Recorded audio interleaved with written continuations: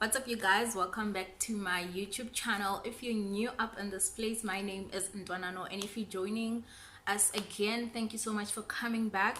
So today we are doing a Q&A, and I've put out a poll on my Instagram to say what questions do you guys have that I could answer. I've also done this on my channel as well, and I've gotten quite a few questions, so I think there will be a part 2 to this. I don't think I'll be able to finish everything today, so if you guys have any more questions as we go along, please go and post them on the channel. I've posted there a picture where you can just comment your questions, so please go and type in there and type in your question.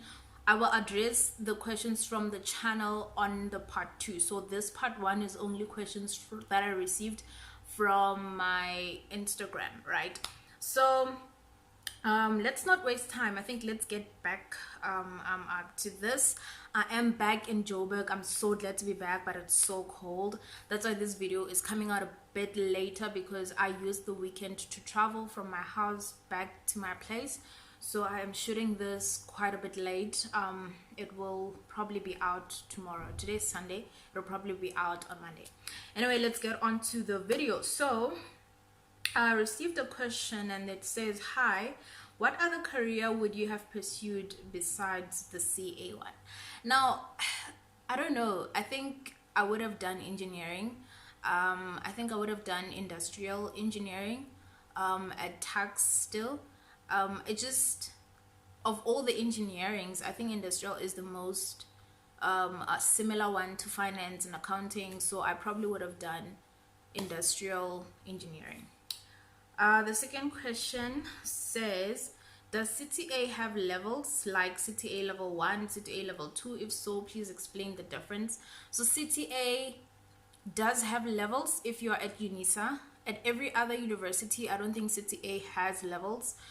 Because it's normally a 1-year program.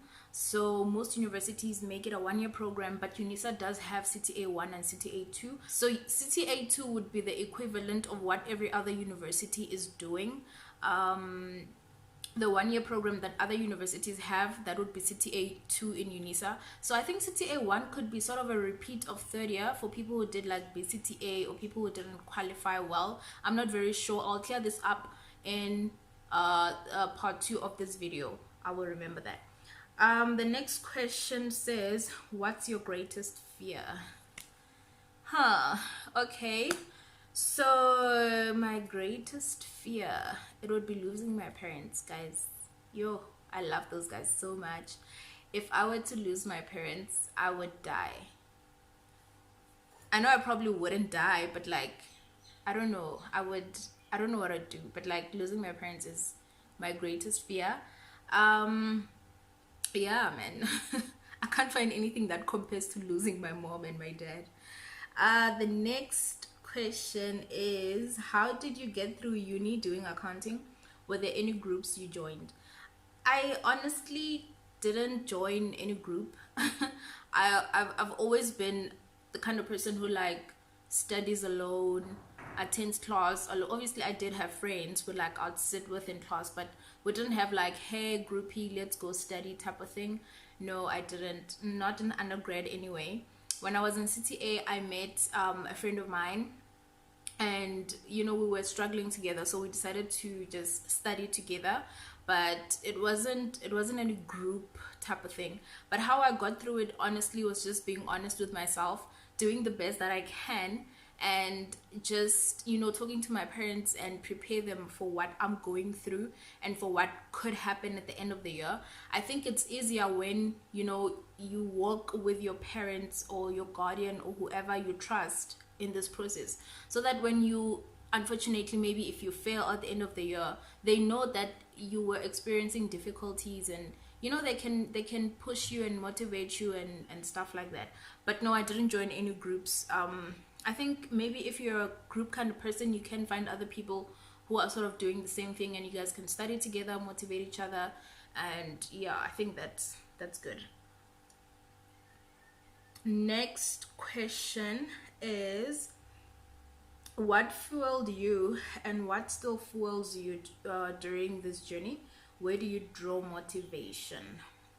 So the thing that fuels me a lot, guys, is I don't want to just be this person. Like, I want to be more. I want to learn more. I don't want to just be a CA. You know, like, obviously CA is the dream, but like, it's been the dream for the 7 years, but like, my mind has been exposed to so many other things and so many new things within the profession and even outside. So the thing that keeps me going is the fact that I want to be more than just a CA. I want to be more than just where I am right now. So, like, if you have a vision and you have a goal that you want to achieve, even though sometimes it gets difficult, the fact that you really want that, your why, it's so important that it keeps you up, it wakes you up every morning, that you need to do this.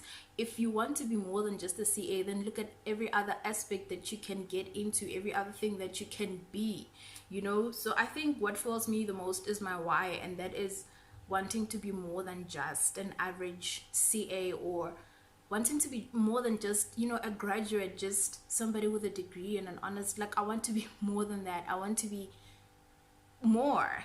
I don't know how to explain it, but yeah, that's what keeps me. And then also, okay, explaining what I think this is secondment. Often heard accountants use the term. So secondment is basically I don't know if I should call it a program, but basically what happens is, at the end of your training contract, you get signed off from your firm wherever you were doing your training, and the firm offers you opportunity to go outside the country and work at its own firm elsewhere in the world. So you can choose, let's say for example you're working for company X, and company X has an office in Australia or the US or Germany or wherever, the UK, whatever, in Africa. You can choose to go work there for a certain period of time. Some people go there for like 3 months, 6 months, a year, 2 years. People who are very sure go there for 2 years. So I think that's the word you're referring to. Secondment, yeah. So basically you go out and you get some international experience. You would still probably be still in audit, and still doing the same thing, but obviously different countries do things differently, so you will get to learn how the other country does it. Sometimes you don't have to go with the same company that you're training at, and this means that you can go with any other company, right? So just because I'm training with company X doesn't mean I have to go to company X's office. I can apply to go with company Y, company Z, and every other, you know. So if you're looking into this experience, I think it's really good if you go onto LinkedIn and find people who, there are recruiters on LinkedIn who are looking for people who want to move countries, who want to maybe work in another country or want to go on secondment in another country. They can definitely hook you up.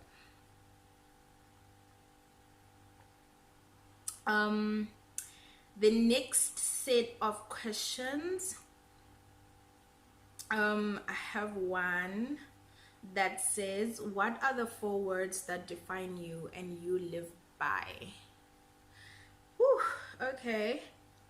4 words that define me would definitely be maturity, discipline, integrity. Like, I don't want to sound like the CPC, but like, seriously guys, seriously, discipline, maturity, I think passion, compassion. Like, if I really want to do something, guys, I'm gonna do it. And yes, sometimes I do think and be like, oh my god, what are people gonna say? But at the end of the day, it's something that I want. And if you're gonna trust yourself that it's something that you want, then your passion, you should drive you, you know, like, regardless of what people say, regardless of what other people may think about it. So I think I'm very passion driven. I do things when I want to, and if I really want to achieve that. Discipline, I think I've been a very disciplined child. Even from my childhood, I was never the kind that you would find on the street, like going nowhere. Obviously, I did have my adolescent stage where I would be like out with a guy on the street and stuff. But like other than that, I wouldn't do like parties and like get home late and stuff like that. So I was a very disciplined child. I think I grew with that. Even when I went to uni, I wasn't like a ratchet person. No offense to all of y'all, but I wasn't like let's go out to the party type of thing. I would always stay in my room and study and watch series. I've always been a serious person. So if you have any series recommendations, please drop them below. So integrity, I think I'm very honest, especially with people that I know and with people that who know me, and people who do not take offense to my honesty. So but over and above being honest to other people, I think I'm also very honest with myself. If something is not working out, it's just better to call it quits. If I don't like something, I'm gonna tell you I don't like something. And yeah, I hope that answers your question. All right, which firm or company are you working for?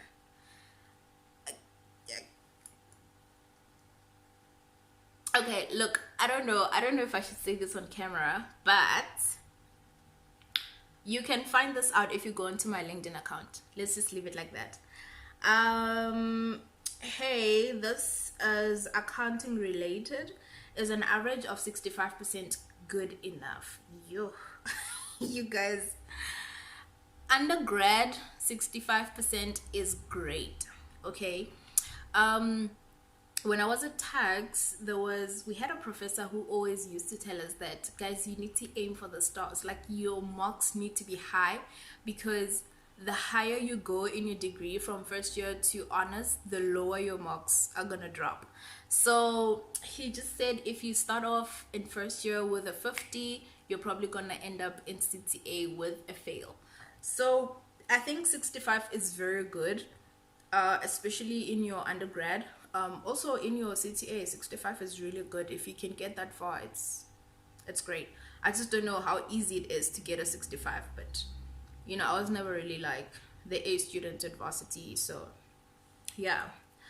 All right, the next set of questions. You guys had a lot of questions, you guys.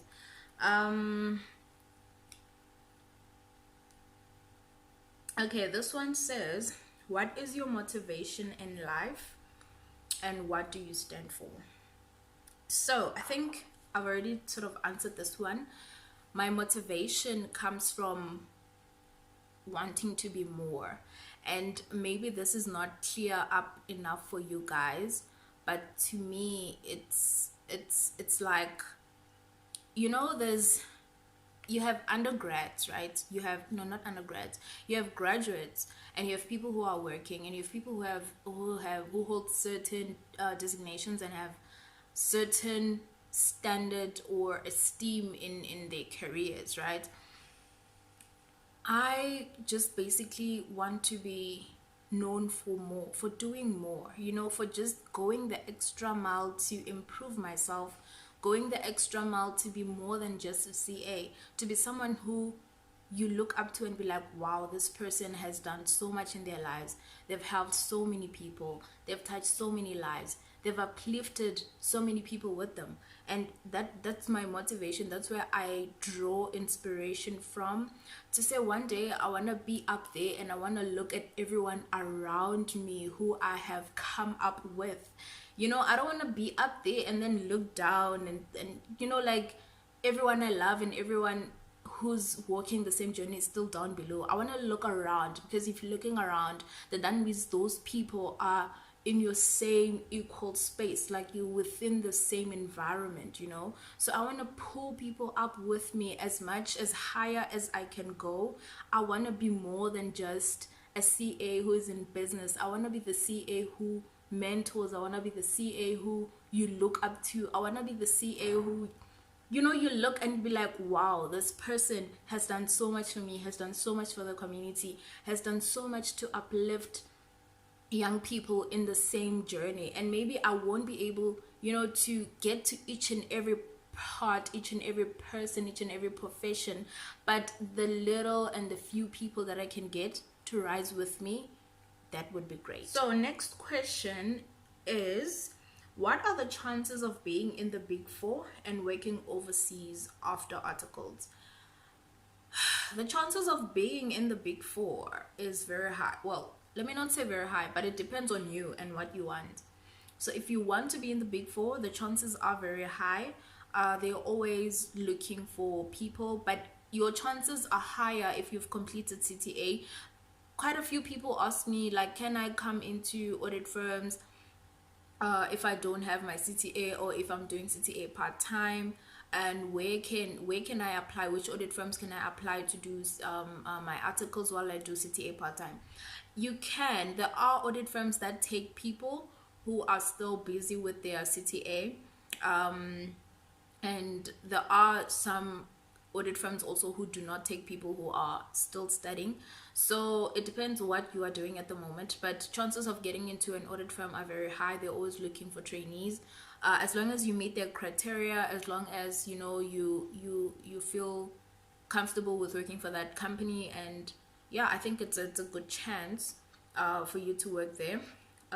Going overseas is also, going overseas, I don't want to lie, I don't know how the process works. I'm not there yet, but I think it depends. Obviously this is done at the end of your training contract, so they would have seen the kind of employee or trainee you are for a period of 3 years. So if you're really good at what you do, and you give yourself into your work, then I think there are a good chance.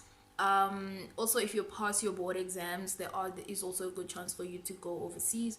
Also, I think it also depends on the demand from overseas. Remember, the time when you go overseas to work at other companies, it is their busy season, right? So they are having their busiest season in the year, and that's when you get seconded to that office.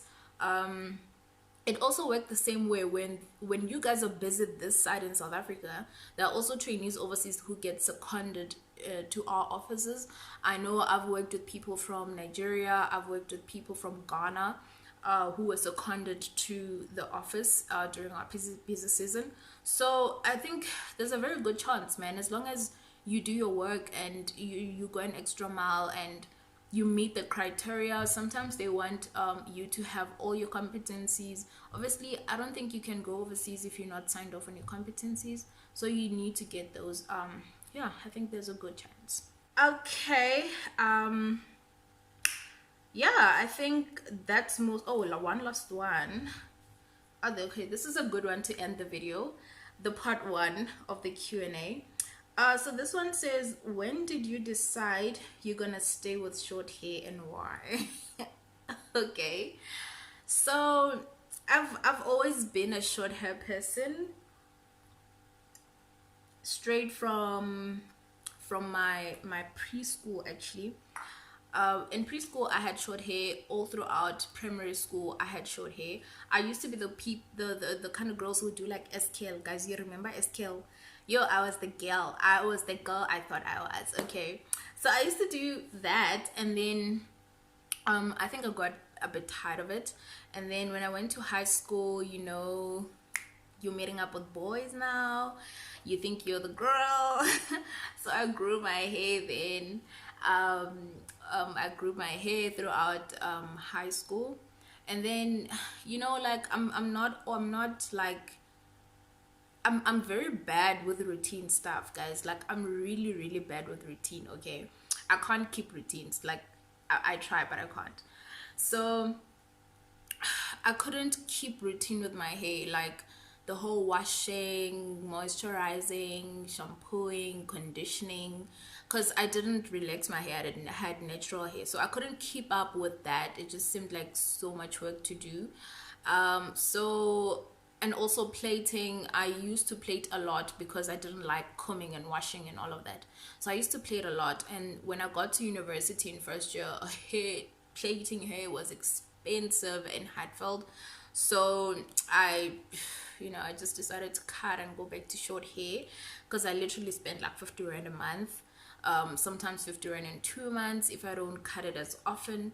So yeah, that's why I decided to stay with short hair, because you know, natural hair is quite pricey and I'm not ready for that whole routine thing. But yeah, this works well for me.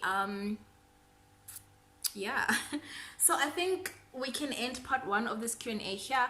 I will try film the other Q&A probably tomorrow, because right now I have work, APC work that I have to do, and have a meeting at 4 p.m. I know it's Sunday, guys, but the grind must go on. So if you really like this video and you enjoyed it, please do give it a thumbs up. If you have any more questions, there is a poster on my YouTube channel. Please go and comment your questions there. They will be included in the part 2 of this video. So if you guys really like this video, please do give it a thumbs up. Comment down below, let me know if you have any further questions, and yeah, I will see you guys in my part 2 of this video. Bye.